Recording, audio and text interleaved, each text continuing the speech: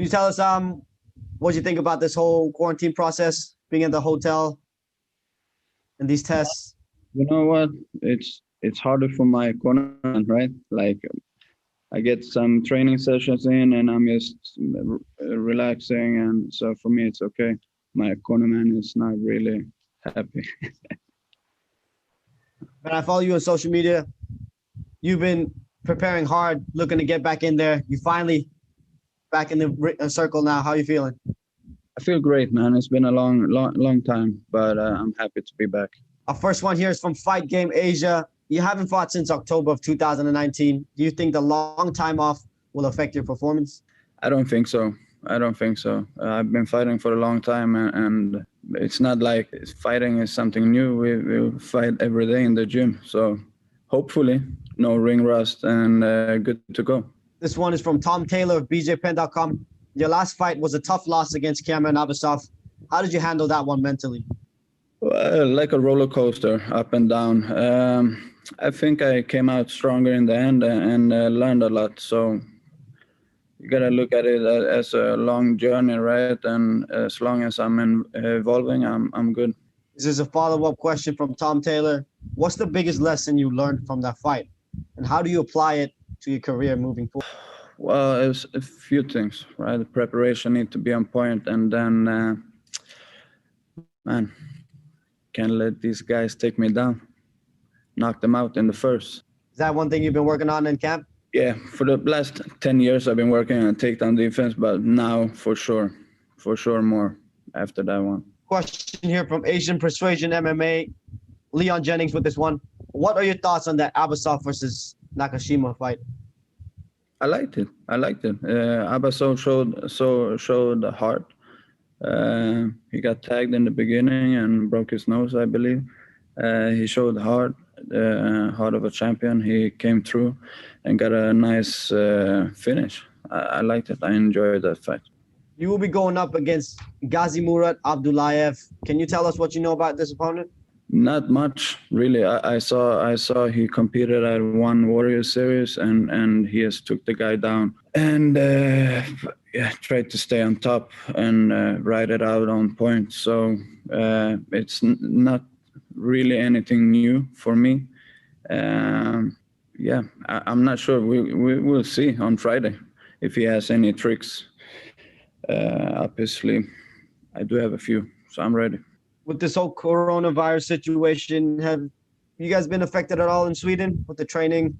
And we got pretty lucky.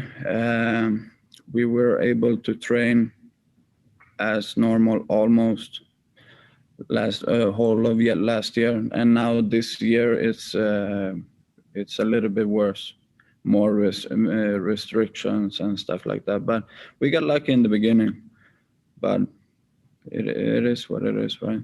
This next question is from Jude Briosis of Overtime Heroics. What are your thoughts on James Nakashima dropping down in weight? Yeah, I was surprised about that. I'm sure he's gonna do good. I'm not sure if he was big for one welterweight or what's the plan is. Like I'm sure he's looking to go after gold, and maybe he believes he has a better chance at lightweight. We'll see, but I'm sure he's gonna do good. He's good. He's got a great matchup against Okey. What do you think about that one? I believe this is gonna be a grappling. It's gonna be fun to watch for everyone enjoying grappling.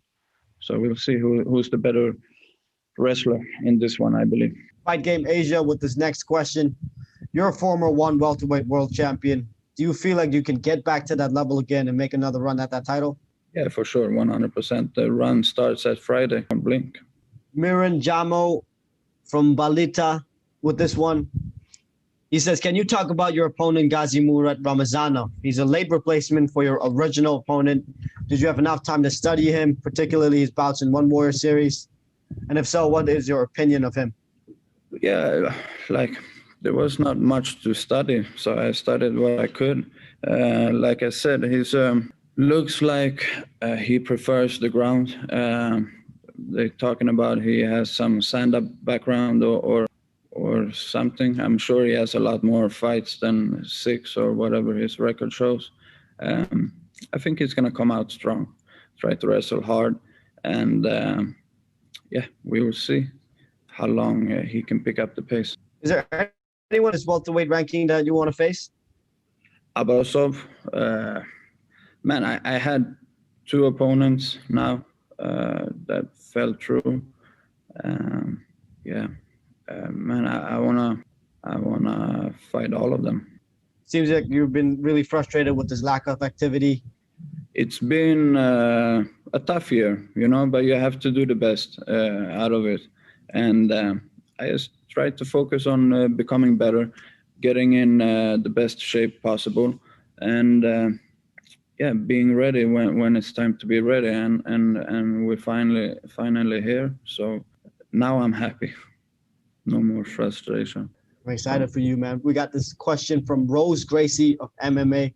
Joe, what advice would you give to your younger self when you started in MMA? Could I drop 10 years back and tell that guy to stop fooling around and start training? Man, I think I did good. I did good in the beginning, but I started with MMA when I was locked up, 19 years old. So like, I did the best out of the possibilities, and then I moved to Thailand, and I think that it was perfect for me. So I just want to tell my 10-year-old self, start training and don't mess around. That's a good one. This question from Gracie as well. She wants to know what song you listen to when you're getting ready for the fight. I'm going through, like, for this camp, I've been kind of messing around with a lot of techno and rave, and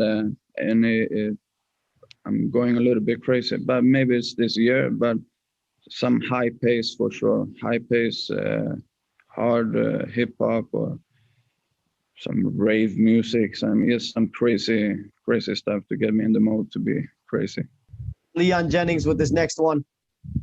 He's from Asian Persuasion MMA. Do you think an impressive performance Friday night will earn you a rematch with Abusabha? I believe so. But whatever happens. I'm going to go out there and perform the best I can and, yeah, put on a show. This is a question from Leon Jennings as well. What would you have done differently if you could in that first bout with Abusabha? You know what? It wasn't my night, you know, and a lot of things could have been different. It's not like I didn't try to stop the takedown, you know. So I can't say, oh, I'm stop the takedown. Yeah, of course, but you know, it was his night, and the next time we meet is gonna be different, 100%. This one's from Fight Game Asia. What do you think will be your biggest advantage against your opponent? Man, I believe my striking, as always. I don't even know what his striking background is, but man, I'm training with some of the best strikers in the world, and I've been doing that for a long time. I'm very comfortable standing with anyone. So striking, I don't know, experience. I don't know if he has a lot of experience outside, but I have a lot of experience here in one. We do things a little bit different, so I got that. I feel good, and striking is always my thing, right? You spoke about having a little interest in possibly going over to Super Series as well. Is there anyone in particular you want to compete against? And there's one legend, man. It would be, I would be honored, John Wayne Parr. That would be, man. You can happily knock me out, man. That would be a lot of fun, man, to be able to say you go up against those guys. That's just something I want to do, and of course I would do my best and have a lot of fun. You see that little verbal agreement between John Wayne Parr and Nikki Holostein the other day? I saw it. I like it. What do you think about that one? I like it. I love it, man. Two legends, really good fighters, and man, it would be cool to see that one. Who do you got? Nikki. Nikki's my boy. Man, you've been really active in your home gym.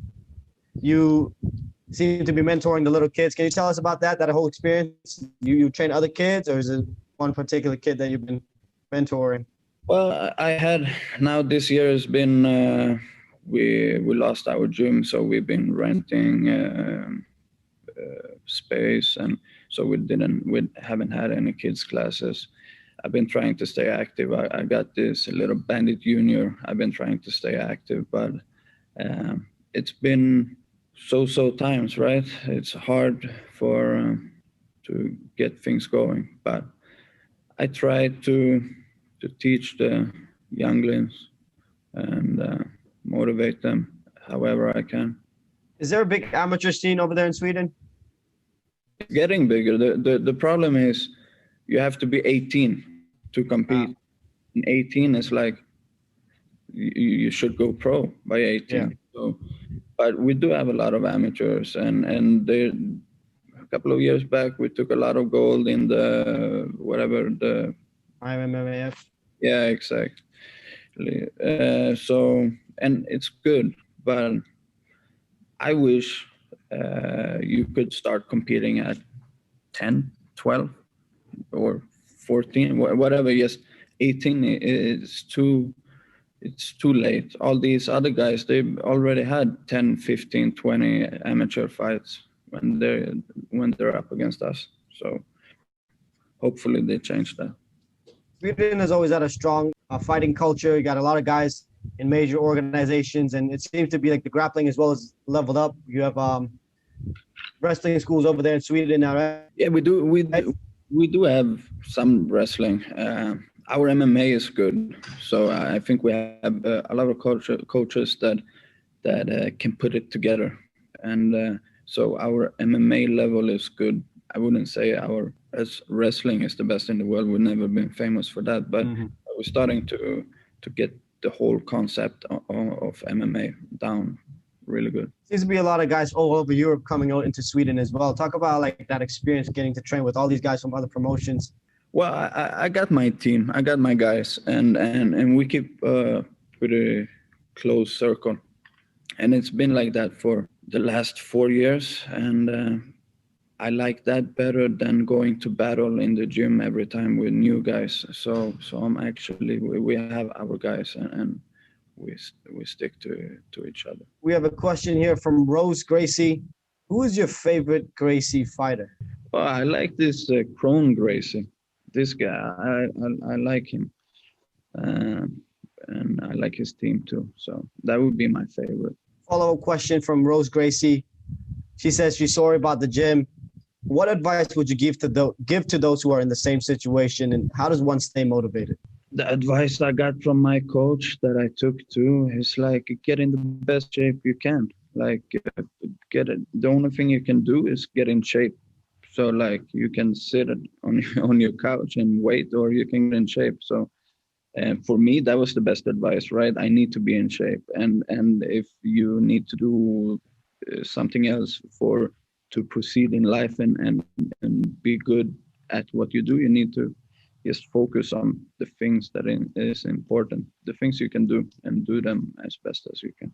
In that Abusabha versus Nakashima fight, Abusabha took some hits. Did you see any big holes in Abusab's game in that one? Yeah, I saw the striking, and I can't wait to do that again. We got one more question here, being written down right now. But can you elaborate on that one? What holes did you see in Abusabha? I thought he looked sloppy standing, and yeah, he got tagged.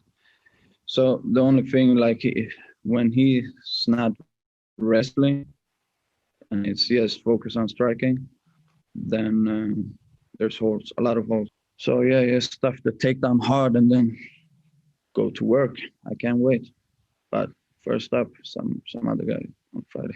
This one's from Leon Jennings of Asian Persuasion MMA. Since your last fight, Khamzat Chimaev has burst onto the scene, who's based in Sweden.